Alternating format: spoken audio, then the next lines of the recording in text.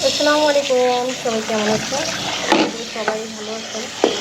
এরপর এটা ধোয়াই ছিল, কিন্তু আবার ধুয়ে নিতেছি, কারণ যে কোনো রান্নার আগে বা পরিবেশনের আগে কড়াই বাটি সব কিছু ধুয়ে নেবেন, কারণ অনেক সময় টিকটিকি তেলাপোকা সব কিছু হাঁটাচলা করে। তো এই জন্য এটা ধোয়াই ছিল, এটার ভিতরে জাস্ট একটু সাদা পানি দিয়ে ধুয়ে নিলাম।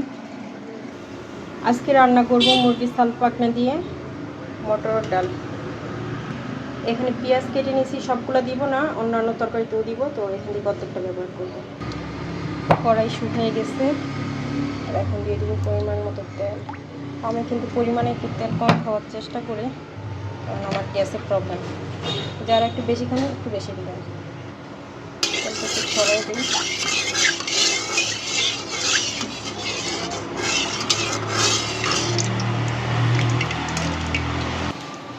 এখানে তেজপাতা, তারপরে লং, এলাচ আর দারচিনি, এগুলো গরম তেল দিয়ে দিচ্ছি যাতে গ্রানটা বের হয়। আর এখন দিয়ে দিচ্ছি পেঁয়াজ,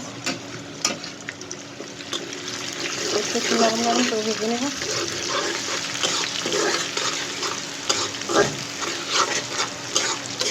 বেশি একটা লাল লাল করতে হবে না, জাস্ট নরম হলেই হবে।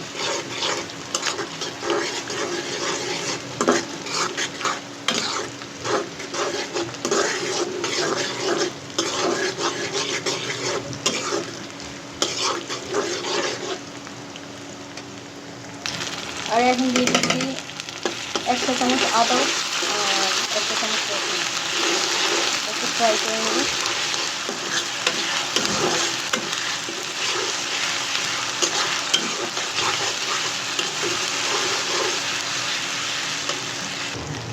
দিচ্ছি 1.5 চামচ মরিচের গুঁড়া, 1 চামচ হলুদের গুঁড়া, 1 চামচ জিরার গুঁড়া দিয়ে একটু নেড়ে দিতেছি। তারপর দেবো পানি, দিয়ে দিচ্ছি স্বাদ মতো লবণ আর 1 চিমটি সরষের তেল।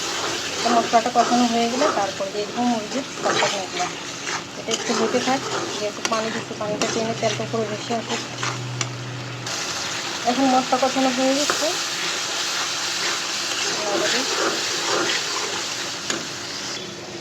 আর এখন দিয়ে দেবো মুরগির সালটা।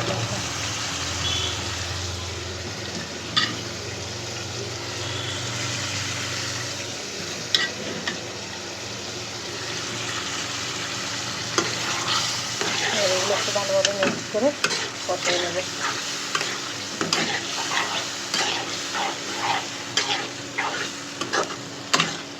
আমার কাছে দস্তার কড়াইতে রান্না করতে বেশি আরাম লাগে।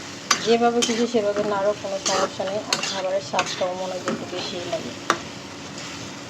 তো আমার ছেলের আবার শখ, ওর আম্মু ননস্টিক পাতিল হাঁড়িতে রান্না করবে। এখন এটা কষানো হয়ে গেছে, আর এখন দিয়ে দেবো ডাল।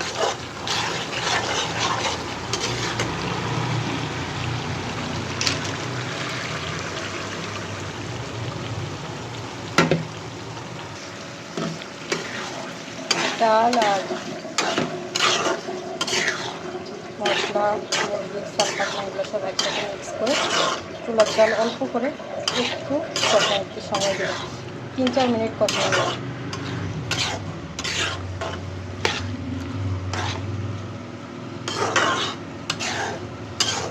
বাসায় চাল কুমড়ো আছে, চাইলে আমি এখানে চাল কুমড়ো দিতে পারি।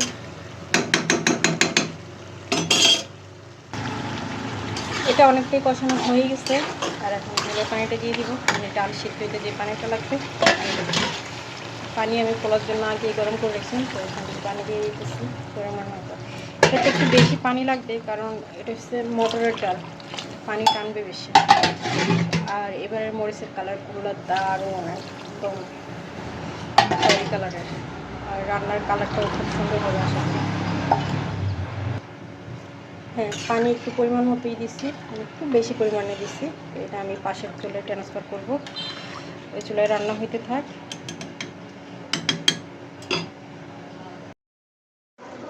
এই পাশের চুলায় ডালটা বসাই দিয়ে আমি ওই পাশের চুলায় রোস্ট রান্না করতেছিলাম।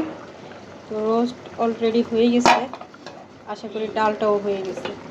আর এই ফাঁকে আমি কিন্তু এই গোসল করে জুম্মার নামাজ আদায় করে ফেলছি। তো ডালটা দেখি, ডালটা যেহেতু একটু পুরানো, মানে আমাদের তো দোকান আছে, তো দোকানের পুরানো ডাল গরম। কোথায় চেক করবো? Excuse me. Yes, What is this? My clip. আমার টেবিলের উপরে কি করে? তো ডালটাও হয়ে গেছে কিন্তু গলে নেই, পুরান ডাল যে সেজন্য।